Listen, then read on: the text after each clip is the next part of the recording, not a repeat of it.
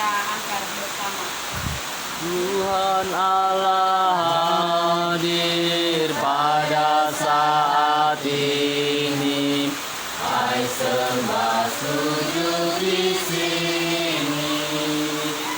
Diam dengan hormat tubuh serta jiwa. Tunduklah menghadap Dia. Marilah umatnya, hatimu serahkan dalam kerendahan. Dalam ibadah pada saat ini kita membaca merenungkan akan firman Tuhan. Namun sebelumnya mari kita satu dalam doa kita berdoa. Kami bersyukur kepadamu Bapa di sorga atas penyertaan-Mu dalam kehidupan kami setiap hari. Sepekan yang telah berlalu, kami hadapi bersama-sama dengan Engkau. Bapa di dalam kerajaan sorga, pada hari ini kami hendak membaca merenungkan akan sebagian dari firman-Mu.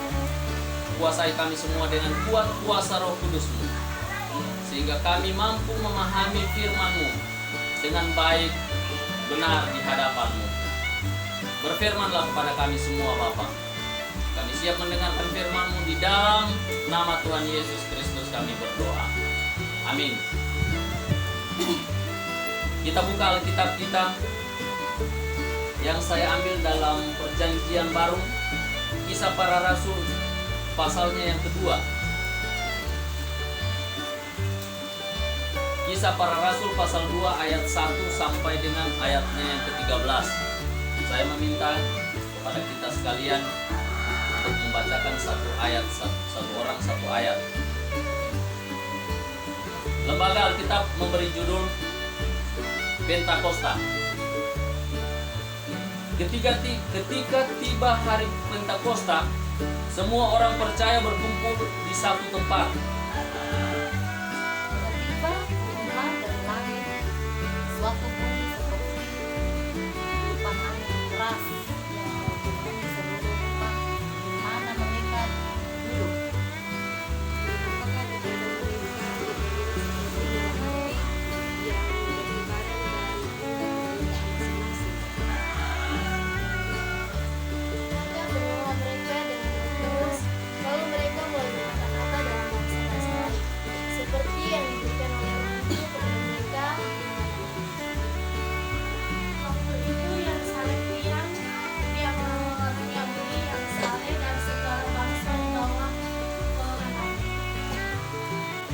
Bapak Ibu yang diberkati oleh Tuhan, saya akan memberi judul dalam bacaan kita atau dalam perenungan kita pada sore hari ini, yaitu hidup dalam pimpinan Roh Kudus.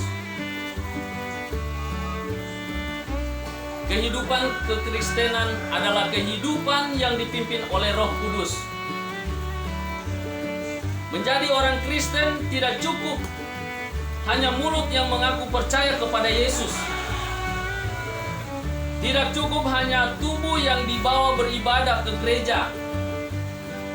Tidak cukup hanya sekedar terlibat dalam pelayanan. Menjadi orang Kristen berarti seluruh hidup kita dipimpin oleh Roh Kudus.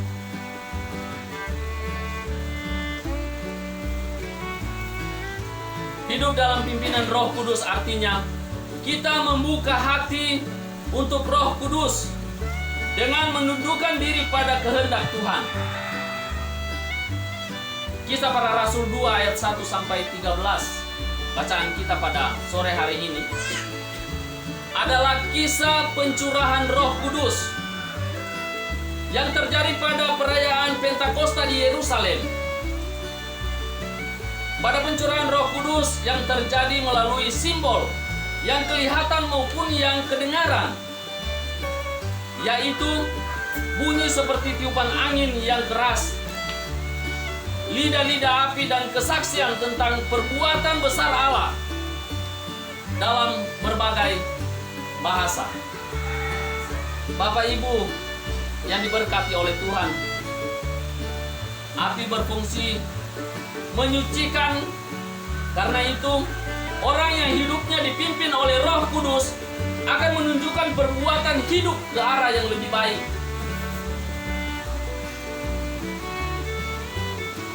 Api selalu menyebar dan membakar. Demikian juga Roh Kudus, dan karyanya selalu menjangkau dan menyebar kuasa dalam kasih Allah.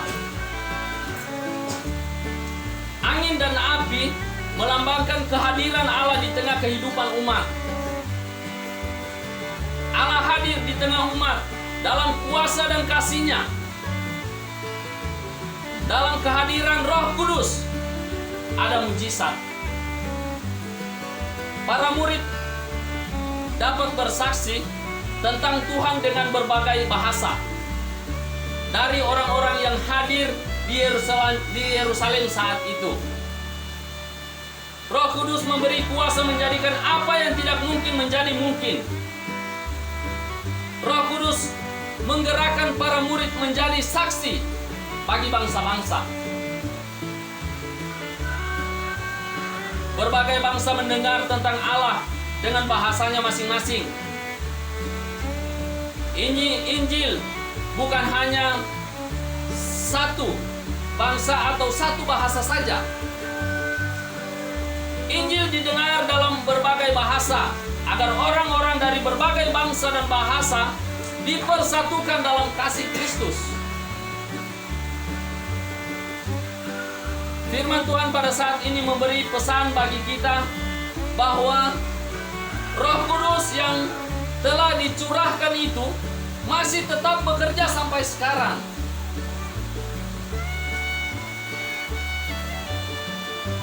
Bukalah hati untuk Roh Kudus agar apinya menyucikan kita dari perbuatan-perbuatan dosa.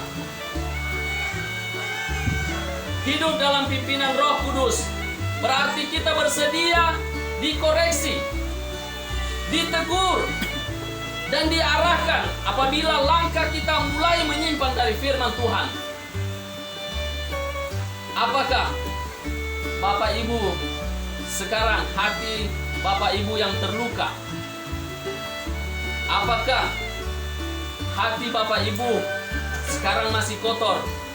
Apakah hati Bapak Ibu terus keras dan tidak mau bersyukur? Apakah hati Bapak Ibu menyimpan prasangka, kemarahan, apalagi dendam? Jika itu ada pada saudara sekalian, berarti Roh Kudus tidak ada pada Bapak Ibu sekalian. Roh Kudus menyembuhkan hati yang terluka. Roh Kudus membersihkan hati yang kotor. Roh Kudus membentuk hati yang keras menjadi hati yang selalu bersyukur. Roh Kudus memulihkan hati agar tidak menyimpan kemarahan atau prasangka, apalagi dendam. Itulah tanda hidup kita dipimpin oleh Roh Kudus.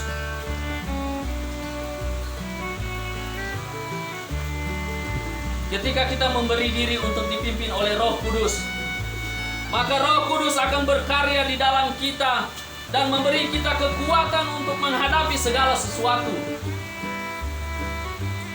Ada saat-saatnya di mana kita merasa sudah kehilangan akal dalam menghadapi permasalahan, bahkan mengalami jalan buntu. Tetapi kalau kita selalu berada dalam pimpinan Roh Kudus, maka kita dapat mengerti jalan mana yang harus kita tempuh atau keputusan apa yang harus kita ambil.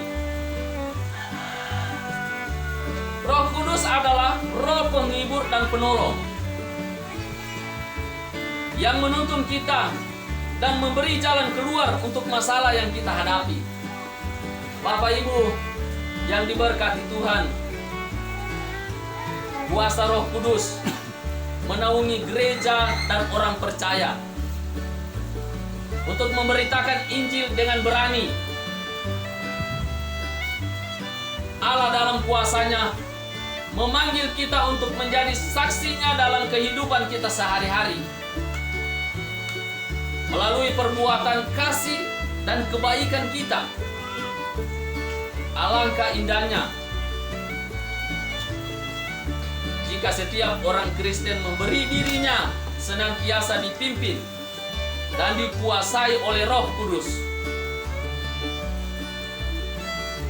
sehingga Roh Kudus dapat berkarya dalam kehidupan setiap orang Kristen untuk memuliakan Tuhan. Galatia 5 ayat 25 berkata, jikalau kita hidup oleh Roh, baiklah kita juga dipimpin oleh Roh. Tuhan Yesus memberkati kita sekalian. Amin.